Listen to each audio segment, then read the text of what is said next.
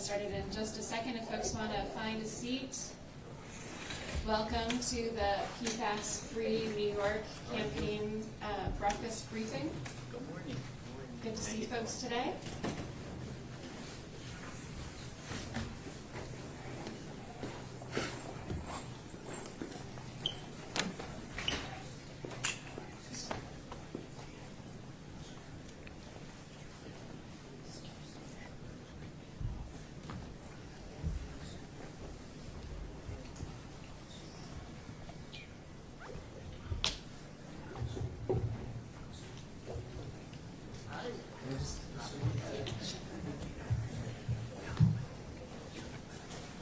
All right.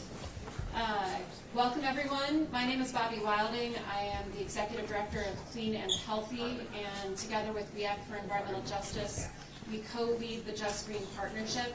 And today we are here to launch a PFAS-free New York campaign that includes members who are in Just Green, but also many organizations that are dealing with the consequences of PFAS in their communities, in water, and other places across New York. So we have a really broad and diverse group of folks pushing to address the problem of PFAS. I'm going to let some other speakers give you sort of the PFAS 101, but I really first want to thank Senators Harcum and Hoylman-Sigal and Assemblymember Glick for hosting this breakfast this morning. They are staunch allies and champions to protect New York's people and environment from toxic chemicals like PFAS, and we're really excited that they're here. We also really want to thank the legislators who are champions of the policies that we are supporting. So for the Beauty Justice Act, Senator Webb and Assemblymember Glick, a bill to ban PFAS and other toxics in period products, Senator Fernandez and Assemblymember Rosenthal.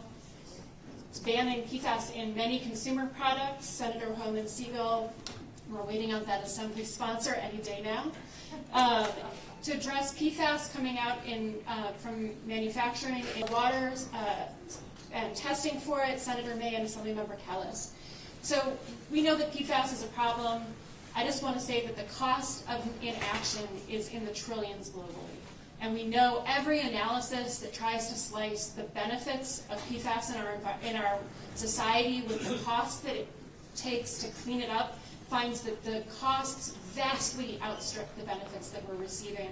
And so what we're here today to do, what New York is here doing and leading on, really is about saving our health, it's about saving our environment, and it's also about saving money for all of us.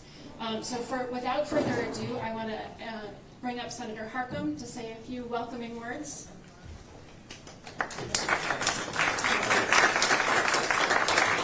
Good morning, everybody. Thank you so much, Bobby, and thank you to everyone in the coalition for pulling this together. Also want to thank my colleague and my friend Chair Glick for her leadership on these issues and for co-hosting our breakfast this morning. All my colleagues in government, and more will be coming in and out, really talented, committed folks who have some great legislation that we're going to be hearing about.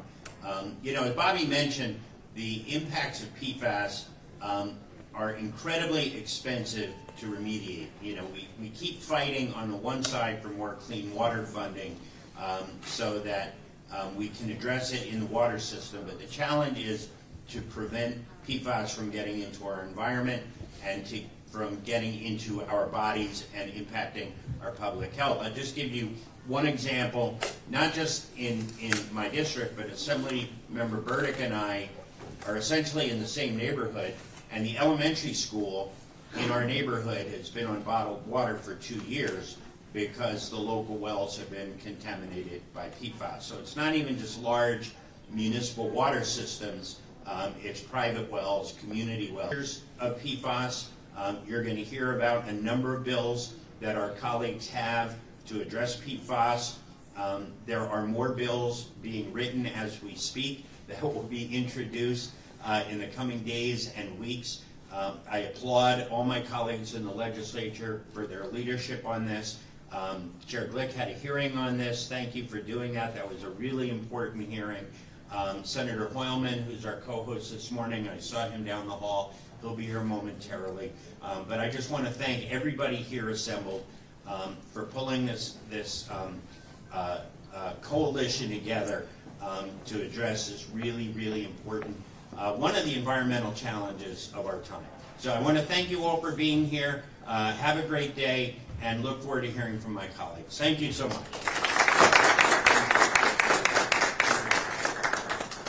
Senator Siegel, would you like to say some welcoming remarks? Well, after Senator Kavanaugh. No, I'm not. Did you already speak? No, you're up. No, we're Yeah, up together. Come on up together. Two Two senators. senators, we like together. Yeah, that's right, right. And, yes, exactly. United in our effort. Thank you, Bobby. You know, this is truly, as Senator Hartcomb said, and I see our colleague, the chair of the Income Committee in the Assembly, one of the most important issues that we are confronting is the safety of our water system and many household products that we all use on a regular basis, but that have been infiltrated by PFAS. And the data is becoming more and more apparent. You see the products that surround us in our medicine cabinet at home, in our daily household items, and of course our water system. And that's why I'm proud that we have a number of bills that I know you're going to be advocating for today. The PFAS products ban, which bans the sale of products that intentionally contain PFAS, the PFAS and toxins in menstrual products, which passed the Senate last year, I'm proud to say, the PFAS in anti-fogging sprays and wipes, which also passed one house last year, but we've got to work on both houses. And we know that PFAS has been linked to a wide range of cancer, hormone disruption, liver and thyroid problems, interference with vaccine effectiveness, reproductive harm, and abnormal fetal development. With the EPA and our Department of Health and Human Services being, in effect, run by people who have no understanding of science or the medical risks that are involved with PFAS, it's so important that New York State stand up and do the right thing, and that's why I'm proud to introduce my amazing colleague, Senator Brian Kavanaugh. This is called a bonus on your fight card here. No, I just very briefly, you know, as Senator Weilman alluded to, we really have for a long time had a broken regulatory system around the systems that are supposed to prevent us from being exposed to toxins in consumer products, in food, in the environment. We had a press conference yesterday about the FDA's regulation of certain chemicals in our foods, which is a big issue. And they're going to continue that, especially with this new administration in Washington. It's going to be more important than ever that states like New York step up and protect folks here who live and work and pass through our state. But PFAS, of course, is almost in a class by itself in terms of its persistence in the environment, in terms of its toxicity, and in terms of the ubiquity of it. So I'm very proud to be a supporter of all these bills. And again, both houses of the legislature, and I work very closely with Deborah Glick locally as well as up here in Albany. But we really have a lot of work to do, and we are really committed to doing the big changes that we need to do to address this year. Thank you so much.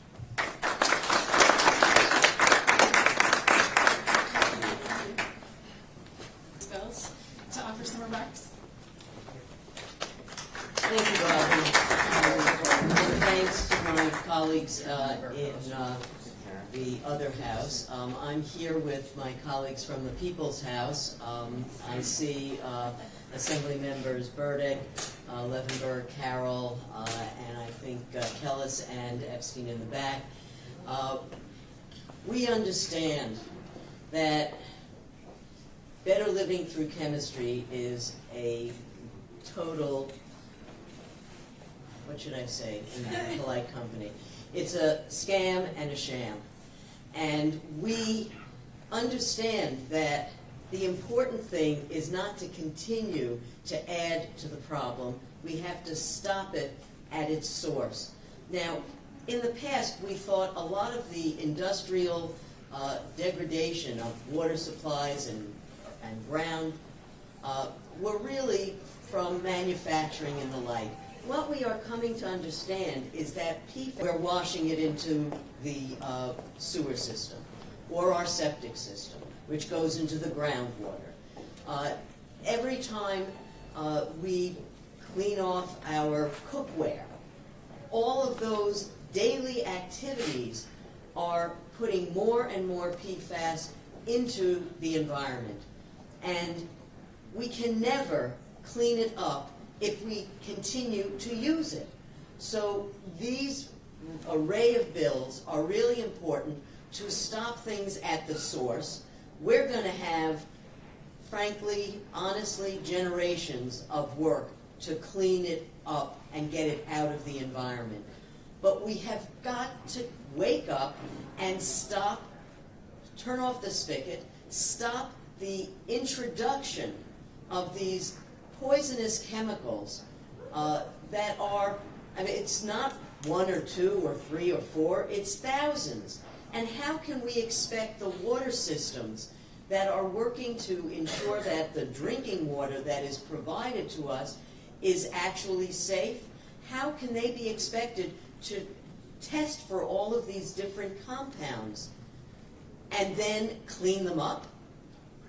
It's a monumental task, but it is our obligation, it is our commitment here that we are going to start the process, create havoc. I mean, if you look at the health of this generation, it has eroded from my generation. In my generation, people did not have to worry about getting pregnant. In fact, you had to worry a lot about not getting pregnant.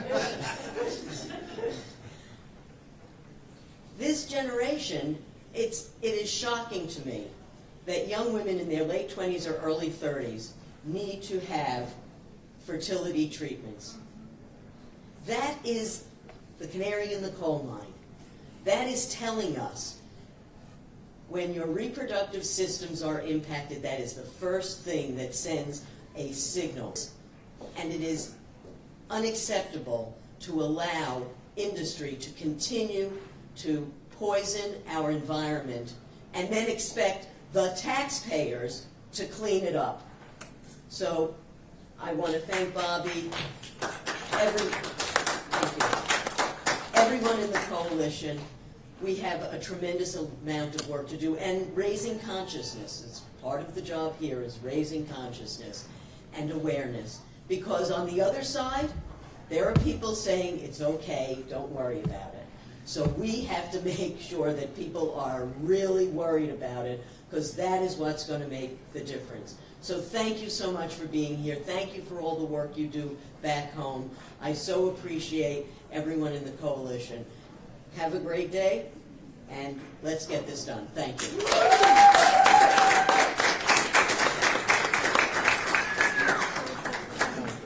So I do want to say that while folks have been thanking me, this is really a coalition effort, and all of the organizations that are part of the PFAS-Free New York campaign are working tirelessly to advance these policies and support legislators moving them through. And so next we're going to hear from one of those partners, Rob Hayes from Environmental Advocates, who's going to talk a little bit more about the substance of why we care about PFAS, where it's found, and its impacts on health and the environment. Thanks, Rob. All right, good morning, everyone. Well, I'm here to kind of provide that PFAS 101 that we were talking a little bit about earlier, right? What are these chemicals? Why are they so dangerous? And why is it so important this legislative session to pass a package of bills to turn off the tap on these forever chemicals? And so I want to talk about what is the problem with PFAS, right? And it's a multifaceted problem. These are a family of chemicals. I think we're up to 15,000 chemicals now in the PFAS family. And all of these chemicals share similar characteristics. First, they're highly mobile in water. So contamination that happens one place could affect a town miles down the road. They're also incredibly persistent. These could last in our environment for literally thousands of years. They bioaccumulate in our body. They build up over time and only increase the risks to our health. And finally, they have been linked to a long, long list of harmful health effects, which I think we're going to get into in this next slide here. You know, when we're talking about the impacts on PFAS, you know, it can seem very abstract, right? You know, this acronym, this whole class of chemicals, but the harm that it does to human body is concrete and real. We're talking about increased risk of thyroid disease, of preeclampsia, of kidney cancer, and testicular cancer. The list goes on. And the more that we study these chemicals, the more dangerous that we realize they are. You know, the US EPA made a landmark determination last year when they said that there is no safe level of at least PFOA and PFOS in our drinking water. That means that we need to fully eliminate exposure to these chemicals if we're going to protect human health. There are a lot of ways in which PFAS can get into our environment. And this graphic kind of goes into those multiple pathways of exposure. You have heavy industry that continue to use these chemicals and dump them via wastewater discharges into our environment.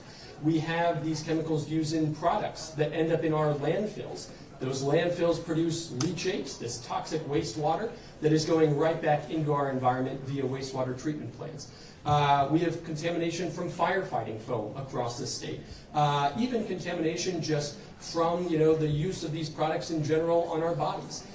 So really, when we're talking about addressing the PFAS problem, we have to be addressing all of these pathways of exposure simultaneously.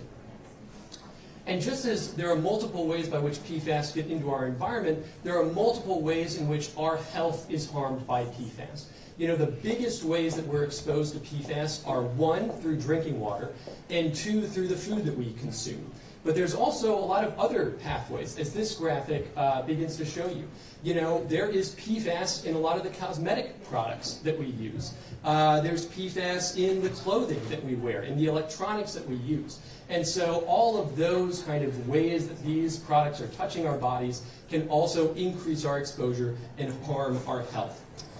So as we're thinking about addressing this kind of myriad problem of PFAS, right, we have to be thinking about addressing this in a number of different policy solutions. First, we need to make sure that we have clean drinking water. This is a constitutional right that every New Yorker has. No New Yorker should have to worry when they turn on the tap that they're being exposed to harmful levels of PFAS chemicals. So we have to clean up our drinking water where it has already been contaminated. But also we have to take action to prevent that contamination in the chemicals in non-essential products. We don't have to have it in our clothing. We don't have to have it in our floss. There are already alternatives on the market that do not use PFAS, and we need to transition to them now. We also need to drive investments in those better, lower-cost solutions, get more alternative products on the market, get new disposal technologies for PFAS in place so we can stop that environmental contamination. And finally, we need to keep in mind that the reason that PFAS exists, the reason that PFAS are polluting our drinking water and harming our health is because big corporations realize that they could turn a buck on the use of these chemicals. And they have made millions, if not billions, in profits on the backs of human health. That has to stop. Polluters have to pay for the damage that they've caused and make sure that they make us whole rather than taxpayers being on the hook to solve this problem. I think the last slides are about what's the scale of this contamination here in New York State, right? There's a lot that we know, but also a lot that we don't know. These are some of the known contamination sites across New York State. You see Hoosick Falls up there that really kicked off this crisis in the state. Stewart Air National Guard Base down in Newburgh, New York, another really epicenter of contamination. But now let's look at all the sites where we expect there to be PFAS pollution, but maybe we don't know yet. These are all the industrial facilities that we expect to be using PFAS. These are military bases, wastewater treatment plants, airports. You know, really what this shows is this is a statewide problem, and it demands a statewide solution. We see the same thing when we're talking about drinking water contamination. Almost every map, all those blue dots, are communities that have detected PFOS in their water, and here are all the communities that have detected PFOA in their water. This is all the contamination that's out there to be cleaned up, but also we cannot continue to allow our drinking water sources to be contaminated. And I believe that is the end of my slide, so I'll be looking forward to turning it back over to Bobby to talk about now what bills does the state legislature need to pass this year to address this problem and stop PFAS contamination of the tap. So, Bobby? Thanks so much, Rob. Actually, I want to ask Bill Busey from Save the Sound to come up and talk a little bit about the impacts more to water.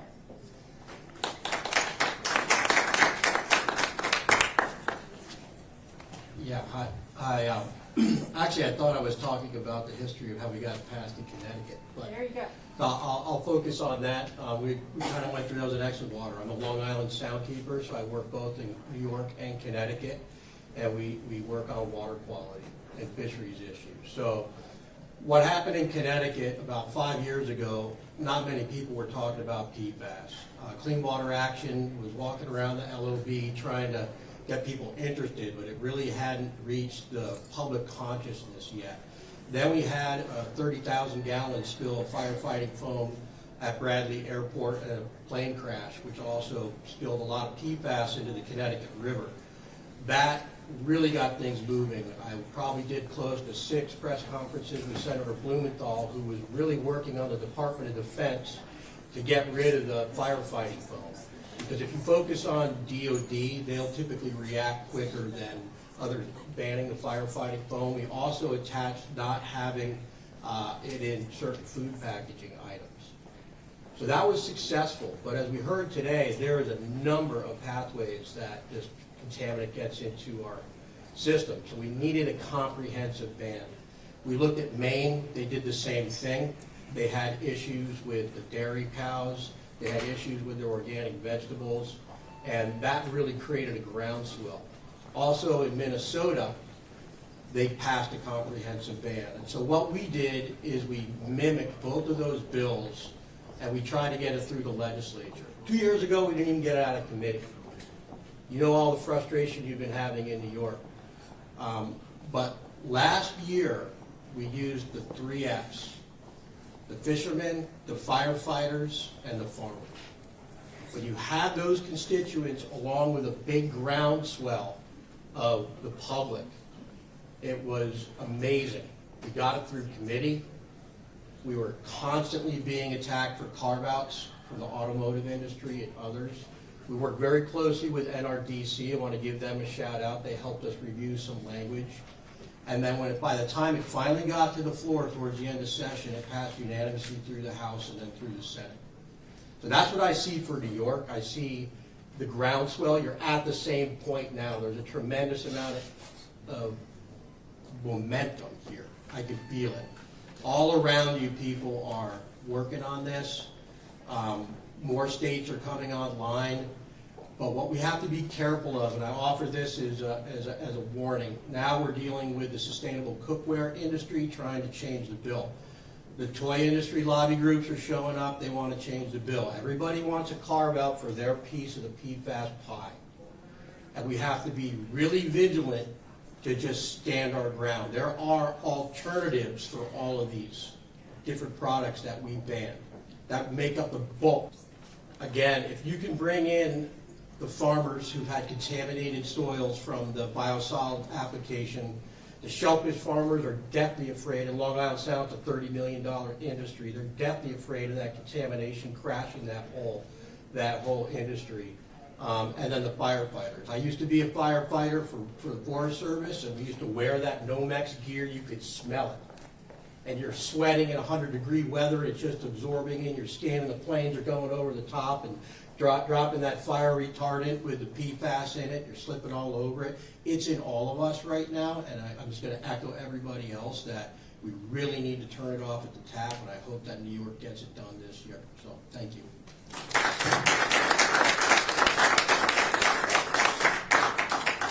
Thank you so much, Bill. And now Kate Donovan from NRDC is going to talk a little bit more about the bills that are in motion here in New York State.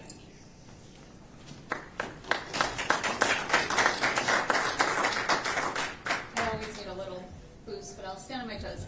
Thank you so much, Bobby, and thank you all for all of the organizations part of Just Green and that are joining this PFAS Green New York effort. I'm excited to see so many people here, and this is so important and such an important issue. But I also wanted to let you know that New York has done some work in this space, and that is great. And we're excited that New York has already banned PFAS in a number of consumer products, such as firefighting foam back in 2019, paper-based food packaging. A little note on that, I was part of working with a mother who runs a website called Mamavation, and she tests products on the entire sector, market sector, for indications of PFAS chemicals. She had me go out in New York State and pick up fast food, paper-based packaging from McDonald's, Burger King, KFC, Dunkin' Donuts, Wing Place, all this junk food, right? All this food that I never feed my family, and she wanted me to collect the packaging and then send it off to a lab and test to see if it had indications for PFAS, knowing that New York had banned the use of this chemical in food-based packaging. And the great result is it all came back at non-detect. So that is indication that these laws work. Companies will comply with what we are doing and moving to different alternatives. It is possible.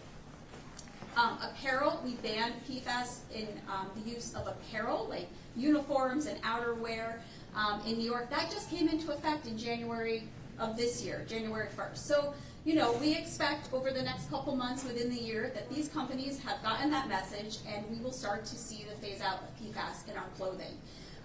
New York State's addressed carpet in a bill that will come into effect in a year or two, and the outdoor apparel is a carve-out, meaning things like some of the very severe wet weather condition pieces of clothing have a little bit longer time frame to comply. So New York has started this process, which is great, but it has actually been several years, over 2, since New York State has banned PFAS in another set of consumer products. And that's where we are today. So as colleagues have mentioned, we need to ban PFAS in as many non-essential uses as possible. And the 3 bills that we are advocating for today in this session that, you know, have to get over the finish line at this point is a ban in PFAS in consumer and household products. That is very similar to what Bill was talking about in Connecticut. That bill would ban the use of PFAS in dental floss, cookware, cleaning products, architectural paint, ski wax, right? These are products that we know there are alternatives on the market already, so we need to start transitioning and force the laggard companies that are not moving in that direction to say, sorry, we can't be contaminating our environment anymore, as well as contaminating our bodies. And just one note on the cookware, because we expect to have this fight with the Sustainable Cookware Alliance this session. You know, they will come and claim that their cookware, their Teflon-based cookware, is safe, that under normal conditions of use, it is safe. First of all, whoever uses their pot under normal conditions. And normal condition means overheating or not using a pan that's scratched. On Teflon's own website, they indicate do not heat a Teflon pan in the presence of small pet birds and small animals, as they will die and get sick within seconds. It's something known as Teflon flu. This, you can look it up. It's on their website. If you don't want to have your pet bird while you're cooking with your Teflon pan, I certainly don't want my baby to be in the room, or my child. And we also know that humans have reported cases of Teflon flu. Just in 2024, there were, I think, almost 300 cases of Teflon flu being reported. Who reports getting sick after heating your Teflon pan? Not many people. So the fact that 300 have reported it is, you know, shows how vast this impact can be. The next one is the Beauty Justice Act. Bobby mentioned this. This is the consumer products, the personal care products, the cosmetics that we are putting on our bodies every day. Not only have PFAS in them, but a host of toxic chemicals that we just don't need to be in our body. And the third one, and I see Assembly Rosenthal is here, which is her bill, and this, you know, would be banning PFAS and other toxic chemicals in menstrual products. This bill has already passed the Senate. Congratulations, it has moved on to the floor in the Assembly. We expect this to be an easy win very soon. In addition to that, so those are kind of the bills in session at the moment that talk about turning off the tap to PFAS in consumer products, but then we have all these regulatory gaps that Rob was mentioning, all these other pathways that PFAS enter into the environment that we need to be addressing simultaneously. we're promoting a bill that would classify PFAS and air emissions as a toxic air pollutant. This bill is sponsored by Senator Fahey and Assemblymember Tapia. We have all these industrial facilities that are not required to test what's coming out of their air stack for PFAS. They're required to test for a host of other toxic chemicals, but not PFAS. And what happens when that PFAS enters into comes out of an air stack? It deposits it back onto our water, our land, our farmlands, and also impacting people. So this is a really important regulatory gap. The other gap is a bill called the PFAS Discharge Disclosure Act, which is sponsored by Assemblymember Kellis and Senator May.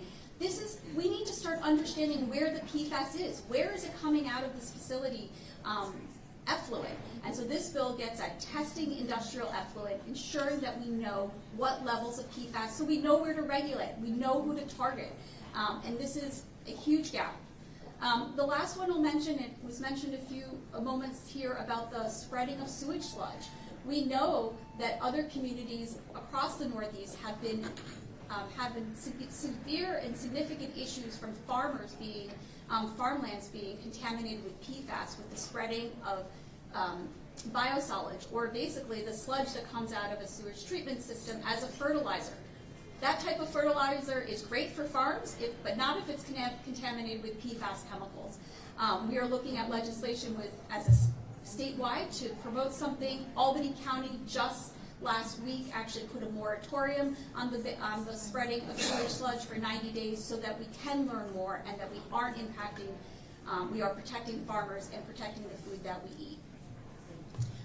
And with that, I think that's kind of an overview of the legislation, but I encourage members and advocates to participate in our advocacy over these issues. We have a website that we're launching today, pfasfreeny.org. There's a bit more information on that website that you can go to and learn more.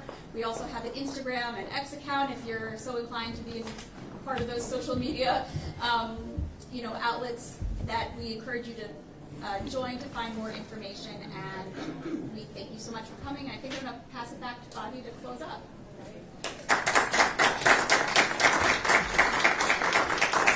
I just want to give an extra special shout out to Kate Donovan from NRDC she and Maeve from Environmental Advocates and Hannah from Citizens Campaign for the Environment did the lion's share of organizing today's activity. So I just want to give a special thank you to all of you.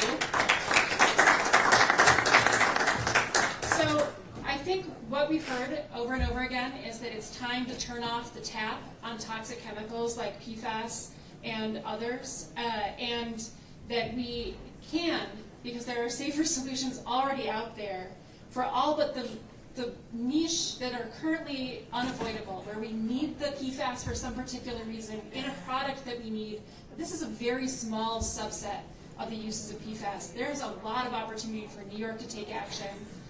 All of the products that we are proposing to ban PFAS in New York, all of those different products, there are PFAS-free solutions, and other states have already taken action to restrict PFAS in those product categories. New today, Safer States did an analysis of what legislators are planning across the country in terms of action on toxics this year. Their analysis shows that 32 states have pending legislation, 340 different bills to address toxics. We are in good company. 29 of those states, not just blue states, but states of all colors, off the tap by banning their use in products, but also dealing with those consequences like water pollution and land spreading. So we are really excited that New York is part of this movement. Many people have alluded to the fact that we're not going to be able to expect protection from the federal government based on what we've already seen under this administration. I think it's really important to highlight that among the benefits of New York taking action is that when we take action, it changes the marketplace for the entire country. So the national marketplace remains moving forward towards safer products, towards a safer environment for all of us. We need New York's action to make sure that our country, not just our state, is protected from toxic chemicals. I'm so excited to move forward in this session. I'm really thrilled with all of our legislative sponsors that are moving these bills forward, and we look forward to going and meeting with legislators throughout the day today to talk about this more. If you are a reporter and have any questions for any of our speakers, we'll make ourselves available after this. There's plenty of food in back and coffee. Please help yourselves. I want to flag that you should have on your seat the PFAS action agenda for 2025. Please check that out. I also want to note that the packaging bill that's being proposed to deal with recycling also includes a restriction on PFAS in packaging. If we are going to build a circular economy, it has to be free of toxic chemicals, or we're going to be poisoning ourselves over and over and over again. So we have the opportunity to make change. We're excited about doing that here today. Thank you all for coming.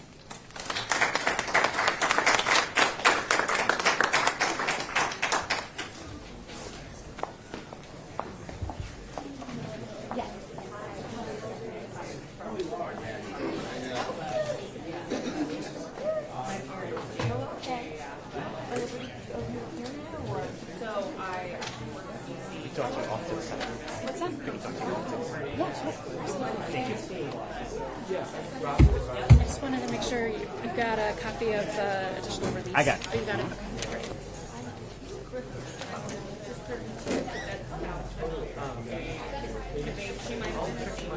I'm going to use the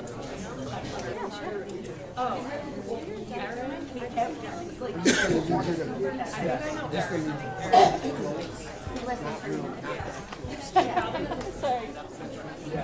Ryan's going to sneak behind you. Just 1 second. You got it. I'm sorry. I should have helped you. That's